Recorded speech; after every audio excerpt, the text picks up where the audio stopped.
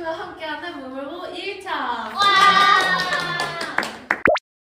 질문 드리겠습니다. 고난은 하느님의 의도일까요? 아니면 죄악된 세상 속의 자연재해인가요? 만약 전자라면 그 의도는 무엇이고 후자라면 왜 최소한으로도 안 막아주시고 그걸 온몸으로 겪게 해주시는 건가요? 이 글 참 길게 올려줬는데 전부 다 읽지 못하고 내용을 간략하게 이제 여러분과 함께 나누려고 하는데요. 먼저 이 글을 읽으면서 좀 마음이 먹먹하다라는 생각이 좀 들었습니다. 왜냐하면 오랜 시간에 하나님 앞에서 얼마나 또 씨름하고 또 하나님 앞에서 홀로 그 시간들을 감당하면서 느껴졌던 마음의 무게가 얼마나 무거웠을까, 좀 이런 마음이 들어서 안타까운 마음이 있었는데요. 옆에 계신 하나님께서 울고 계실 시간에 해결 좀 해주시지, 이런 말이 참 처절하게 좀 외로운 시간들, 또 하나님 앞에 원망을 내뱉었던 그런 시간들이 아닌가 싶어서 좀 안타까운 마음도 있습니다. 그럼에도 불구하고 고난 가운데 담겨져 있는 하나님의 뜻이 무엇인가를 우리가 조심스럽게 한번 좀 살펴보았으면 좋겠습니다. 첫 번째 질문이 고난이 하나님의 계획인가 또 아니면 자연재해인가, 이런 이야기를 질문을 했었는데요. 결론부터 말씀을 드리면 성경은 이 두 가지를 칼로 자르듯 그렇게 분명하게 나누고 있지는 않다라고 보여집니다. 무슨 말이냐면 우리 가운데 닥쳐오는 이 고난이라고 하는 것이 어떤 측면에서 보면 타락한 세상의 결과일 수 있다라고 하는 거죠. 그러니까 자연재해적인 성격이 분명히 있다라고 하는 것입니다. 왜냐하면 인류가 타락한 이후에 이 세상은 하나님께서 계획하신 그 원래의 질서를 잃어버리게 되었습니다. 그래서 질병이 있고 또 사고가 있고 또 악인의 가해, 이런 어려움들이 우리 주변 가운데 끊임없이 드러나고 있는 것입니다. 그래서 우리가 겪는 그 많은 고난은 하나님께서 마치 그냥 어떤 악의 스위치를 우리 가운데 작동시키셔가지고 우리를 힘들게 만드시는 것이 아니라 죄로 인해서 깨어진 세상 속에서 발생하고 있는 비극적인 결과들이라고 우리가 바라보아야 한다는 것입니다. 하나님께서 고난을 조성하신다라고 우리가 바라보기보다는 하나님께서 주권적으로 그 고난을 허용하신다라고 우리가 이해하는 측면이 바람직할 것 같습니다.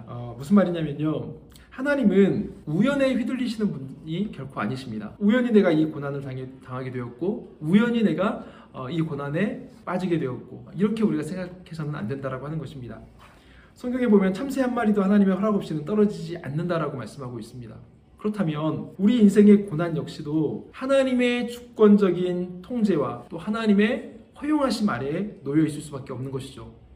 그런데 하나님께서 그렇다면 그 고통 자체를 즐기고 그 고통 자체를 하나님께서 계획하셔서 우리 가운데 그걸 통해서 우리가 괴로워하고 힘들어하는 모습들을 즐기시는 분인가? 전혀 그렇지 않다는 것이죠. 깨어진 세상의 고통이 우리의 삶 가운데 침범하는 것, 그것을 하나님께서 잠시 허용하실 뿐이지 그것을 하나님께서 우리 가운데 적극적으로 고난을 주시며 즐거워하시거나 그것을 방관만 하시는 그런 분은 아니라는 것을 우리가 기억해야 한다는 것입니다.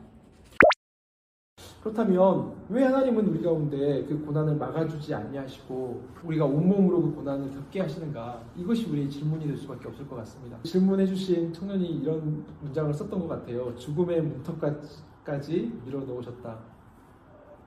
네. 얼마나 힘들었을까?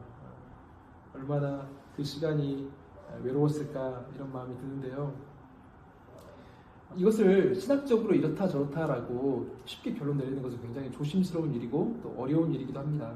그런데 우리가 몇 가지 좀 생각해 봐야 될 문제가 있습니다. 욥기를 통해서 욥에 대한 이야기를 우리가 다시 한번 생각해 볼 필요가 있는데요. 하나님께서 욥이라고 하는 사람을 사탄과 내기를 거시기 위해서 그 내기를 하기 위한 도구로서 사용하셨다라고 보아서는 안 된다는 것입니다. 이 욥기의 핵심은 하나님이 사탄에게 당신의 자녀를 증명해 보이려 하신 것이 아니에요. 어떤 상황에서도 하나님을 신뢰하는 참된 경건, 그것이 무엇인가를 보여주신다라고 하는 것이 이 욥기의 내용인 거죠. 그러니까 우리는 단순하게 이 욥기를 통해서 고난 그 자체만을 묵상해서는 안 된다라고 하는 것입니다. 하나님께서 욥에게 나타나셔서 세상의 통치 원리를 다 설명해 주시진 않거든요. 그런데 내가 너와 함께 있으며 이 모든 혼돈을 통제하고 있다라고 하는 것, 하나님께서 다스리고 계신다라고 하는 것을 욥에게 보여주셨습니다. 그래서 욥이 고난 가운데에서 그 하나님의 섭리를, 하나님의 다스리심을 고백하게 되었다라고 하는 것이 욥기에서 말하고 있는 내용입니다. 뿐만 아니라 사랑의 방식의 측면에서 우리가 좀 생각을 해볼 필요가 있습니다. 성경이 말하고 있는 이 사랑이라고 하는 것은 우리가 어떠한 고난도 어떠한 불편과 어려움도 당하지 않는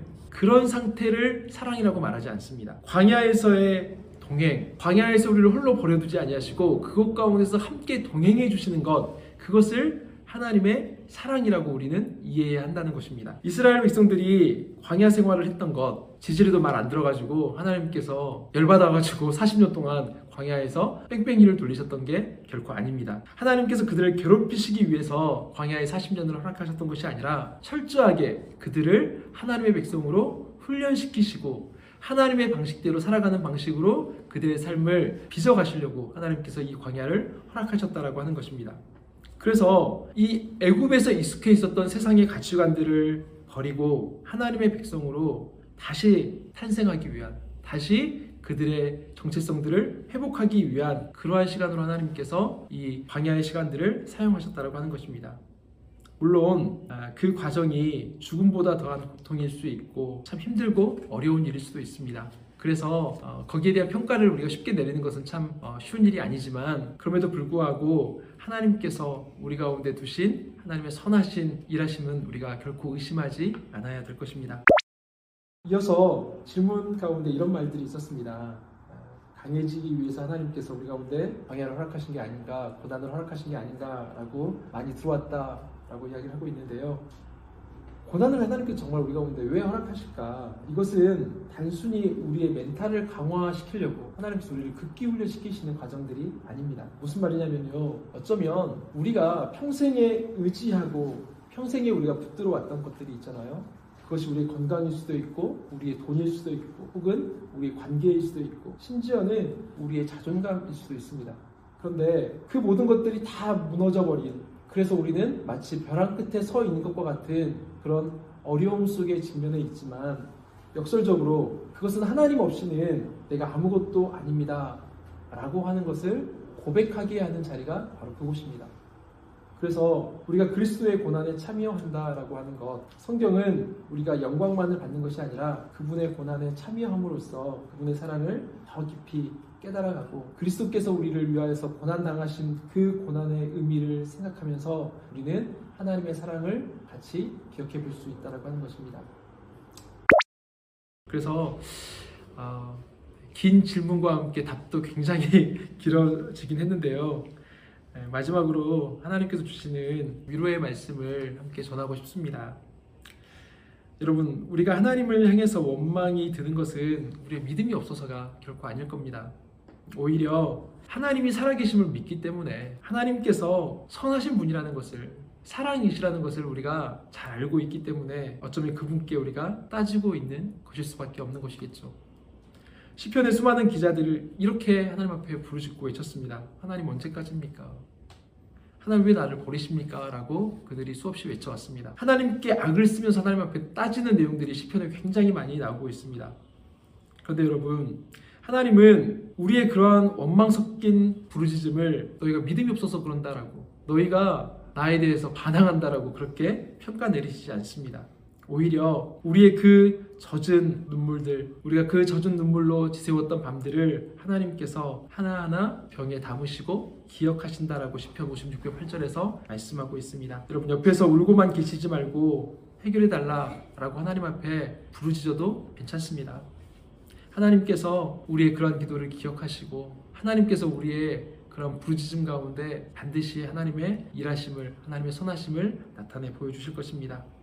그래서 여러분의 인생을 계획하시고 인도하시는 분이 사랑의 하나님이시라는 것을, 그분은 당신의 아들을 죽기까지 내어주신 아버지라고 하는 것을, 그래서 우리가 지난 수련회에서 고백했던 것처럼 하나님의 선하심을 끝까지 신뢰하고 그렇게 하나님을 날마다 의지하고 붙드는 우리의 신앙이 될 수 있었으면 좋겠습니다.